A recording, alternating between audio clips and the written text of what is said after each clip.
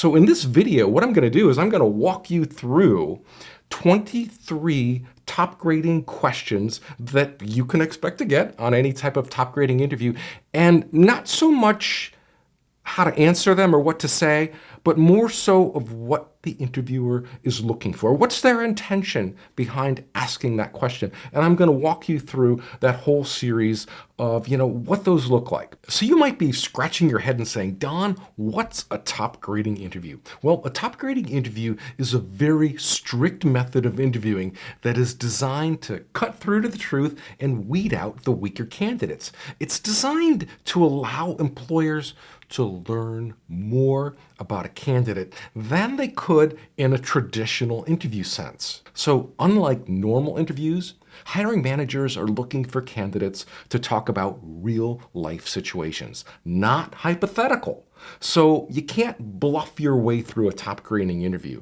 And they are designed to just weed out any of the cliche type of answers that a lot of people are known for. Like, let's say, for example, you go into a normal interview and they say, what are your weaknesses? And you say, well, I can get a little frustrated when I'm waiting on someone for something and they don't deliver on time. Well, in a normal interview, they'd be like, yeah, that sounds great. But in a top grading interview, they'll say, well, that sounds more like a strength. Why don't you tell me why that's a weakness? And you'd be like, what?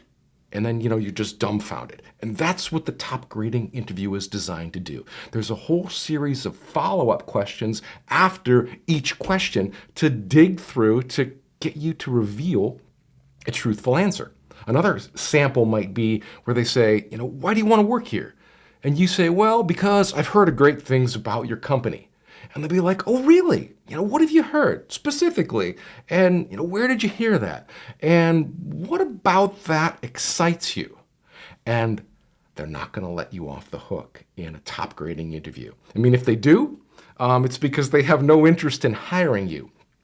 But the whole point of top grading is to hire only A players. Now, A players, those are the applicants who are considered to be in the top 10% of candidates that are available for the position. But anyways, you might not like the process, but what it is, it's designed to weed out the weaker candidates and hire only the best, which would be you. And that's why you're here, because you are the best.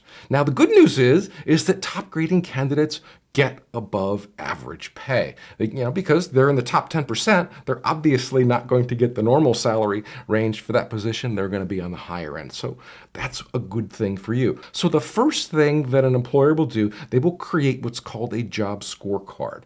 And what this is, a job scorecard, it's a document that defines all of the needs, the accountabilities for the position, all the types of skills that they're looking for, the type of experience. It's a whole detailed document. It's kind of like an avatar for the position.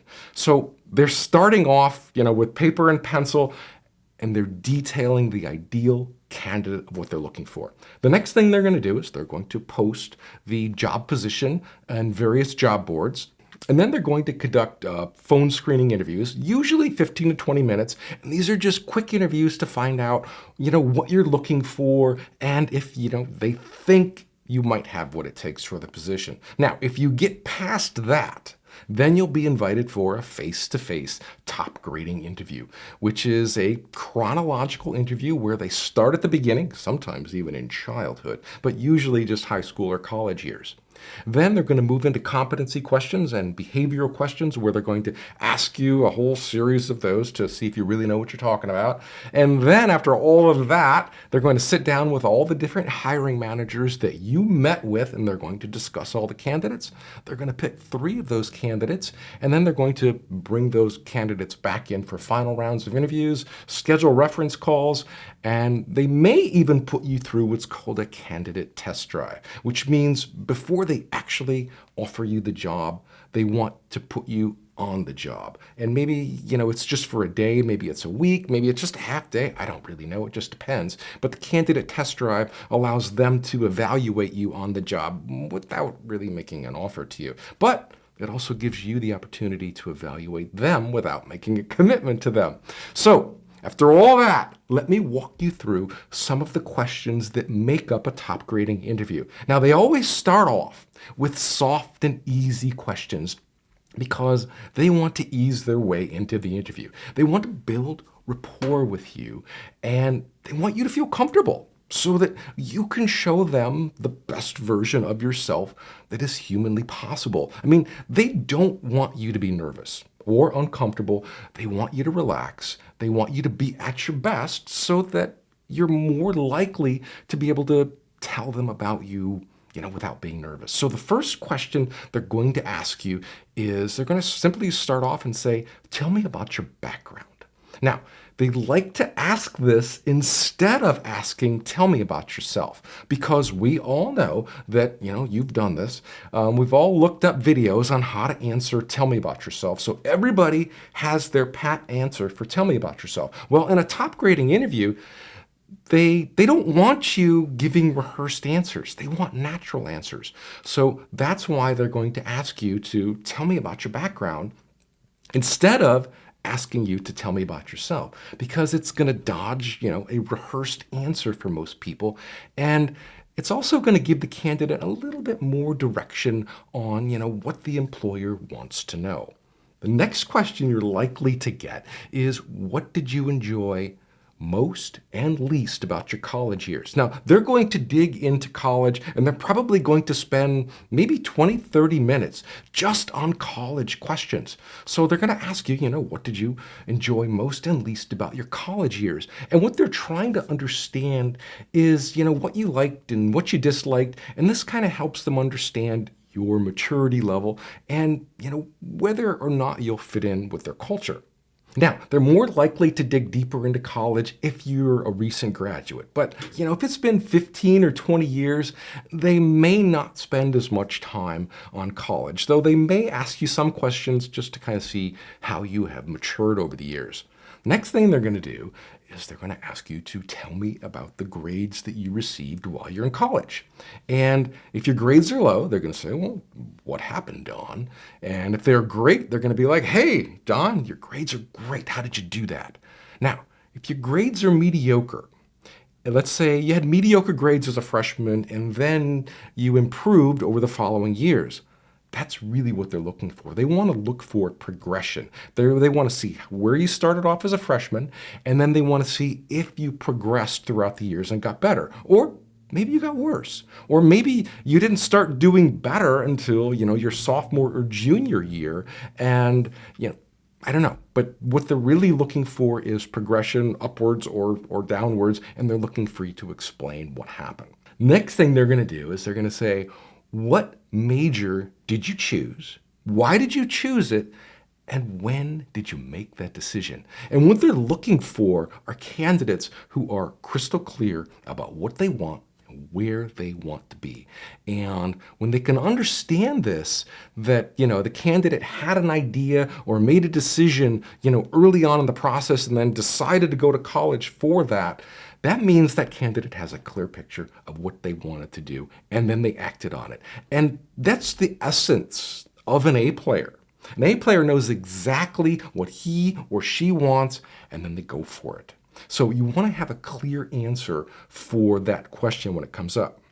And they also want to know, when you entered college, were you undecided?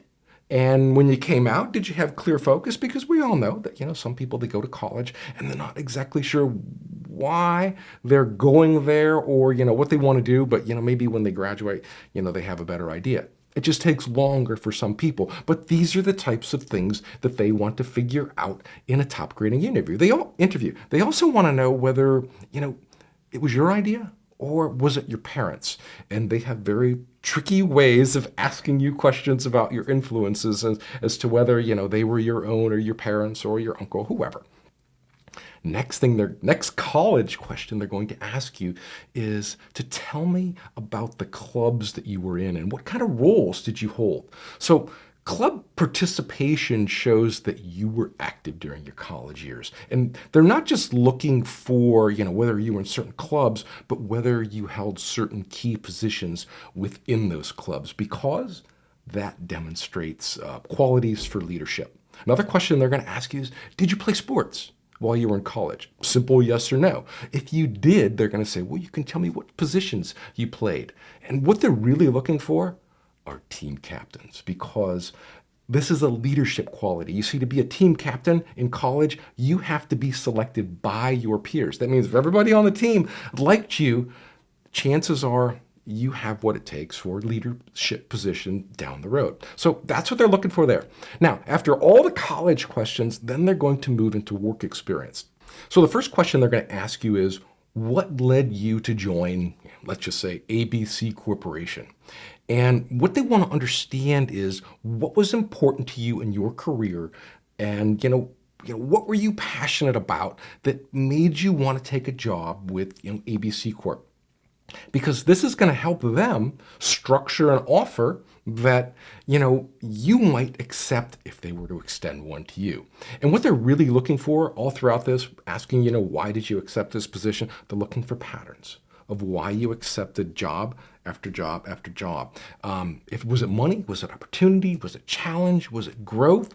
And if you keep saying, well, I left this job for more money and I left this job for more money, then you're going to get branded as a C player, whether you like it or not. I mean, maybe you weren't paid well in your previous job, but if you go out there and you tell them that you left each job for more money, they're going to label you as a C player, and they're probably not going to want to have anything to do with you. Now, if you tell them that, you left your jobs for greater challenges, then they're more likely to think that they're dealing with a high performer, which is what they want to be. And that's why you're there, because you're a high performer. I can almost guarantee you that if you're getting a top grading interview, you are a high performer because you've already made it through several layers of screening to get to that point.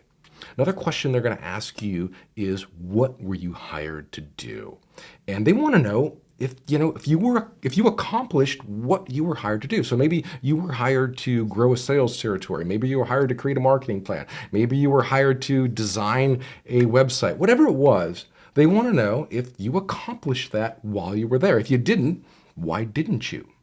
And then they'll ask you a whole bunch of series of follow-up questions about, what happened? Why didn't you do that? What were the problems? And that's what the top grading interview is. It's digging to get to the truth, because they want to know the truth about you, and they want to weed out all the people who are just kind of throwing up a smoke screen there and just trying to get a paycheck. Now, another thing they're going to ask you is, what was your biggest accomplishment while you were working at ABC Corporation, and how did you achieve that? And they're not going to let you off the hook. They are going to ask you, for the details, what were the results, and it would be good to use numbers, if you can, to quantify your results, because that's what they really want. They want to know, how you got there, and what the numbers were, and this helps them understand that you were really involved, that you knew what you were doing, and it shows them that they're dealing with an A player, because an A player, they have all the numbers. They know how they did it, how much it cost, how long it took, what resources they needed. That's what A players know. The C players will just kind of fumble around, and they'll just basically give a non-answer to that question. And they know that the A players, they will speak of many accomplishments, not just one. They will share credit. They have no problem sharing credit with anything that they accomplish. They'll tell you exactly how they did it. But the C players, not so much. So moving on here. Another question they're going to ask you is, what did you like the most and the least about working at ABC Corporation? Now, this is a culture question, and this is going to help them understand, how well you are going to mesh with their company culture. Because we all know that culture is everything today, and they don't want to take perfectly qualified person who maybe doesn't have the right culture, who isn't going to fit in with the rest of the group. They don't want to stick them in with all of their other people, because that would be bad for them, and that would be bad for you. That you would be better off working somewhere else with other people who are more like-minded. So that's why they're going to ask you that type of question. That's why they want to know what you liked. And that's going to help them understand whether, you're going to be happy there or not, and that you're going to fit in with, their best people. Another question they're going to ask you is, what impact have you had on the company while working in this position? Now, this could be, you may not know. I don't know the impact that I had. on certain jobs that I worked at, but it's just one of the questions, and you may not even get it. It may depend on the role. Like maybe if you're in executive management, that would be a question. But if you're just interviewing for, let's say, a senior programming position or an analyst, they may or may not ask that question, and it may trip you up. But what they're looking for is a response that just kind of demonstrates the value of your time while you were there. Because we all know some people, they could work 3 or 4 years somewhere and really not make any contributions at all. And I know that's not you, but there are people, and there are roles like that too. There are roles, I think, that kind of disguise the contributions, and it's really hard to put a label on, your contribution of being, in customer service for 3 years or a customer service manager for 3 years. Be like, I don't know, helped out people. But it's a top grading question, and it's something that you should be prepared for. And usually a response that has quantifiable results of performance is best. And that's a true measure of a high performer. And what they really want to know is, did you move the needle while you were there? Did you shift the company in a new direction? And for most people, that's going to be no. A lot of companies I worked at, I didn't change the whole direction. But if I was at a very high level, a VP level or something, then maybe I did. And that's what they're looking for. They're looking for those needle movers, those A players who can literally shift the whole direction of the company. And like I said, for a lot of people, that's not going to be true. Part of that question could entail, did you develop a new sales territory? Did you land a huge client? Think about this for a second. If you're working somewhere and you bring in one huge client to the company, that could be shifting the company in a new direction. So you may even have that accomplishment without really even realizing it. And that's what this video here is designed to help you to do, is to bring out those accomplishments, bring out the best in you, and kind of take inventory on the kinds of things that you have done in the past. Because some of us, we have 20 years of accomplishments, and we forget them if we don't go back and remember them. Another question they might ask you is, did you change the way the company handles its customers, that impacted the bottom line? And this could be perfect for a customer service scenario, customer service manager scenario, where, maybe, the company was doing customer service one way and it was really bad, and clients were leaving or customers were leaving, but you changed the way you handled things, and that affected the bottom line, and, it kept people coming back, or it saved a whole bunch of people from leaving. Either way, those are good stories to share in a top grading interview when you get asked that question. Another form of question they might ask is, how did you change or contribute to the company culture? And for most people, they'd be like, didn't change it at all. But again, if you're at the executive level, you may have made some changes that changed the culture, that allowed for, the culture to expand, the culture to grow, and so that it attracted other people into your company. And then it just kind of took off. I think Google's a great example of that. Another question they'll ask you is, what led to your decision to leave the company? And they'll ask you for each position. Now, instead of asking, why did you leave ABC Corp, they're going to ask, what led to your decision to leave ABC Corp? And this kind of opens the door for you to elaborate on your reasons or motives for leaving. And this kind of gets you to volunteer what happened, so that they can understand, your motivations, your decision-making process, and your judgment for each position. And what they're really looking for is an upward trend in responsibility and income. So for each position that you left, they'd like to see that you made more money, and they'd like to see that you moved up in responsibility. Now, if you went down in money and you went down in responsibility, that shows your career trajectory is going downward. And I'm not sure that they're going to want to hire somebody whose career trajectory is going down. They're looking for people who are on the upswing. But every situation is different. And I'm not here to tell you what's right and what's wrong. I'm just here to tell you what the top grading interview encumbers and entails, and what they're looking for. Then they're going to move into questions about what is most exciting to you about this position. So, why are you here? Why did you apply to this job?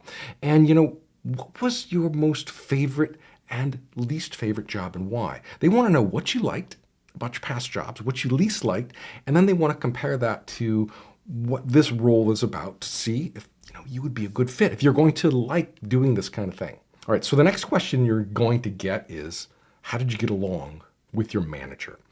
And I know a lot of people don't like that question, or they see this as an opportunity to trash talk their manager in a job interview. Well, that's not the place, because you're in the job interview to show a prospective employer what you can do for them, not trash talk your manager. But what they want to know is they want to know how well you got along with your manager. So be honest, but be civil. This is not an opportunity. This is not a bitch fest. This is not a time to say bad things about your manager. You can either say, I got along with them, I didn't get along with them, here's why. But what they want to do is they want to understand what you didn't like, because they're searching for compatibility.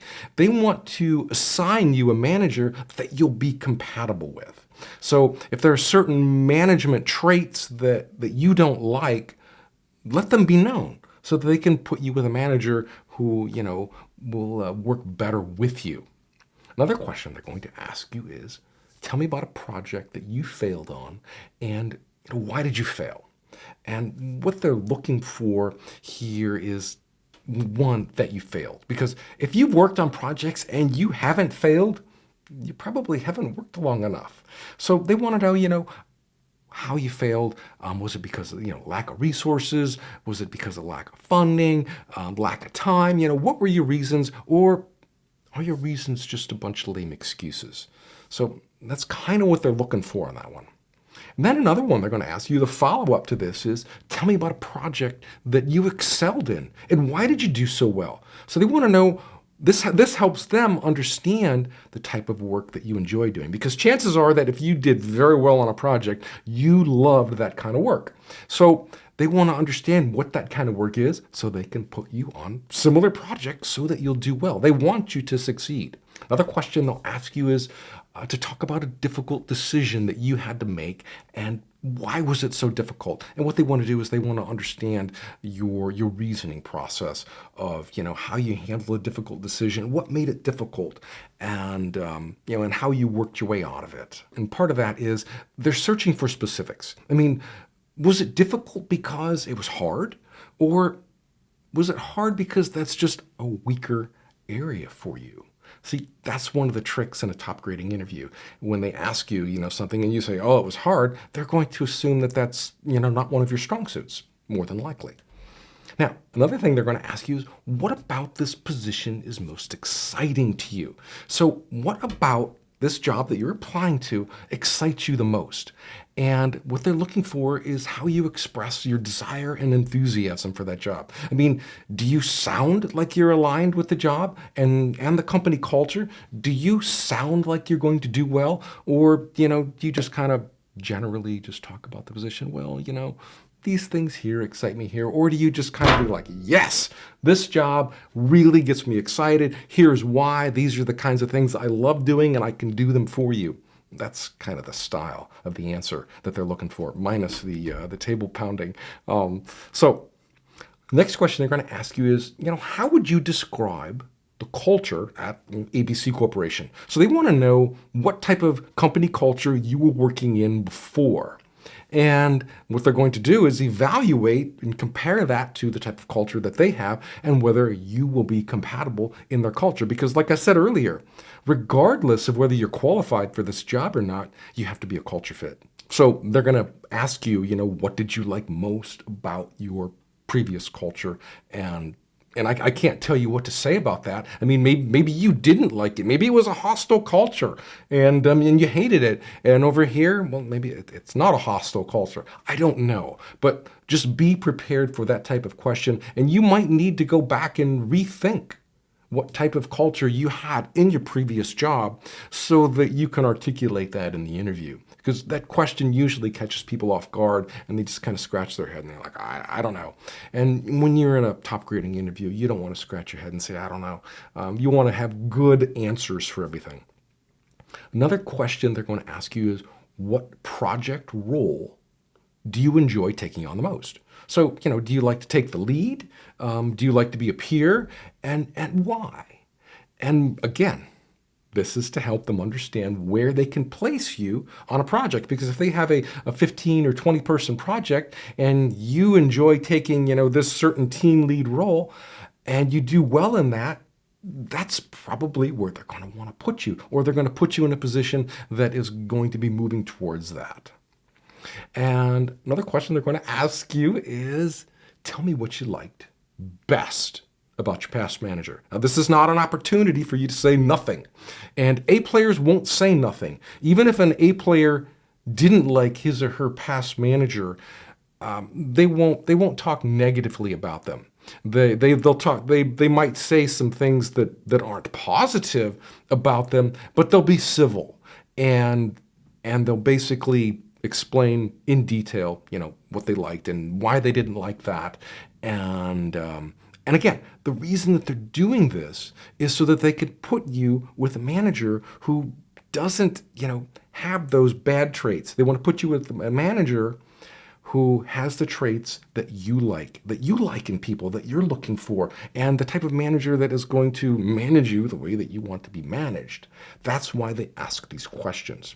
And then, like I said, they're going to ask you all of those questions for each job that you had, for at least the last 10 years. So these top grading interviews can go on for, 4, 5, 6, 7, 8 hours. And it's this constant questioning and digging. And again, they're not really meant to beat you up. They're meant to be thorough. So that's the gist of a top grading interview. And then, they're going to go into competency questions or behavioral questions to evaluate your skills, but they're going to do that in any job interview. And then after all of that interviewing, after, maybe 4, 5, 6 hours of interviewing, they're going to compare all the results that they collected. They're going to write them in that scorecard. Remember that scorecard that I talked about?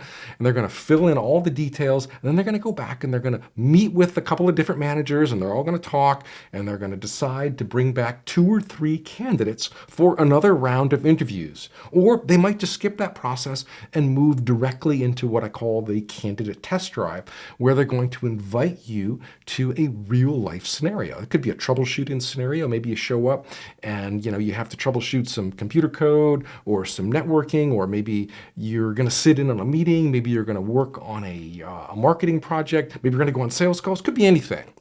But that's what the candidate test drive is. And they might invite 2 or 3 people to go through that test drive, making sales calls, giving presentations, whatever. Now, this test drive is a two-way street. This allows you to evaluate them before you accept a job, and it also allows them to evaluate you to see if they were right about their decision as to whether they want to make you an offer or not.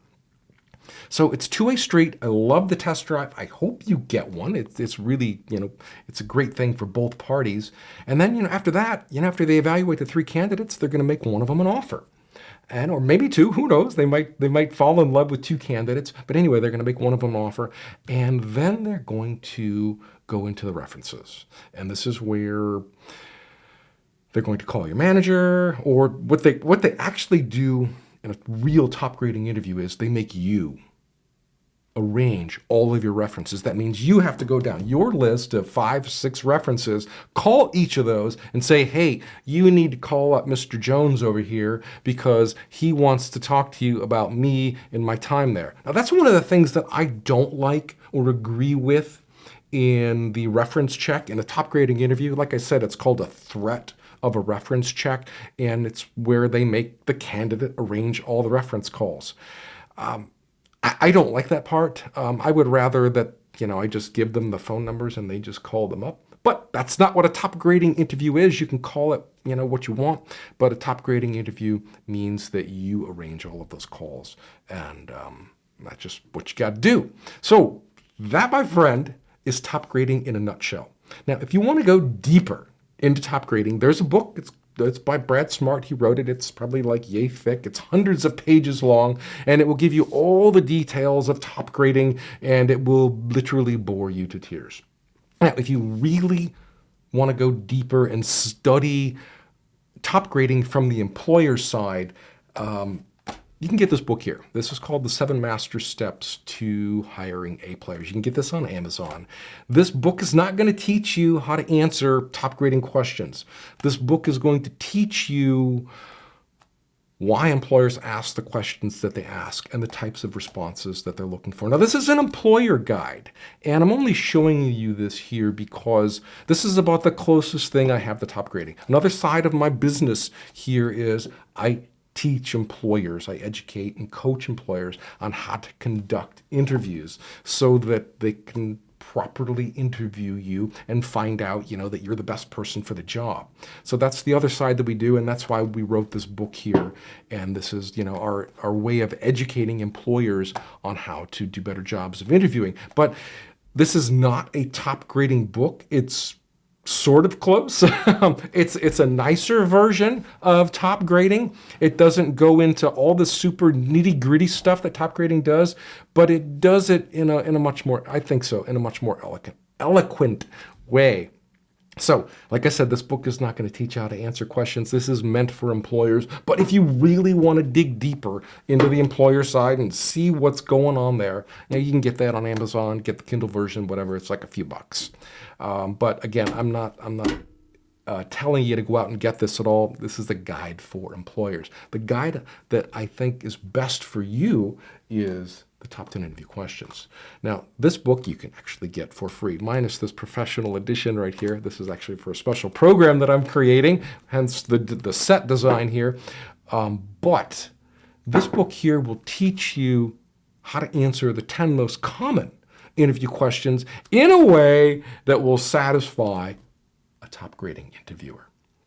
And that's really what you want. Now, it's only going to show you how to do the top 10, and that's enough to get you started. You can get this for free. You can go to jobinterviewtools.com/top10. And in this book, I will show you exactly how to answer each of the 10 most common questions. I'll also teach you how to answer proper or ask proper follow-up questions so that you can ask good questions to your interviewer about the job, because that's part of an interview. Like even in a top grading interview, it's not just the interviewer asking you questions.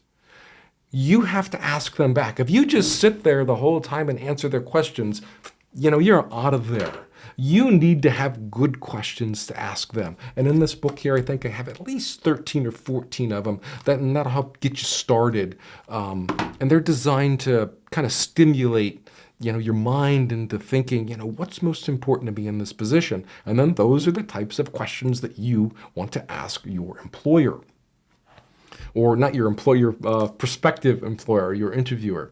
So like I said, you can get this book for free. And soon, I'm actually coming out with a video version of this program. It's going to be a professional edition, hence this set here. I'm still recording this program as we speak, which is why I'm on this new set. And this is going to be a professional version with 10 most common questions. It's also going to have 25 behavioral questions. It's going to have me teaching you every step of the way. And we're going to go through each step, how to answer each question, all the nitty-gritty details, and then we're going to do 25 behavioral questions. That is going to be available on video and audio and in book form. And you'll be able to get that, but right now it doesn't exist yet. I am still working on that. Give me time. I hope to have it out in another month or two, and then I will let you know. So that is all I have for you today, and now you can consider yourself an expert on top grading interviews, or at least more of an expert than you were 20 minutes ago before you started watching this, and you know what top grading means now.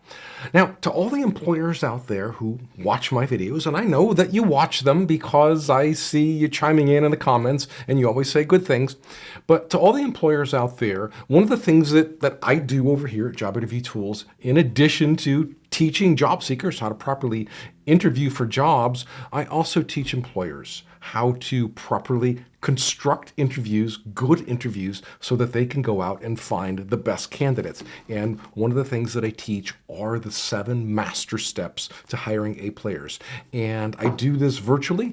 I do this in person. So if you are interested in having me come out to your company, either virtually or in person, and sit down with your staff, your hiring managers, or maybe you're the owner of the company and you want me to train you, or you want me to train your managers, these are the kinds of things that I do, and I teach people how to properly conduct job interviews and ask the right questions, and not only ask the right questions, but ask questions that help them understand and learn more about the candidate so that you can make an informed hiring decision, and so that you hire people into your company who who want to be there, who are going to work long term, who are excited about the kinds of things that you are doing at your company. So if you're interested in that, please reach out to me at don@jobinterviewtools.com and we can talk further. And that's all I have for you guys today. This is one of the few videos that I make that benefits job seekers and hiring managers and employers. So maybe there'll be more of those to come, who knows. But anyway, that's all I have for you today. If you like my channel, please subscribe. If you found this video helpful, please give it a thumbs up. I would greatly appreciate it, and share it with a friend. And I'll see you in the next video. Take care. Bye now.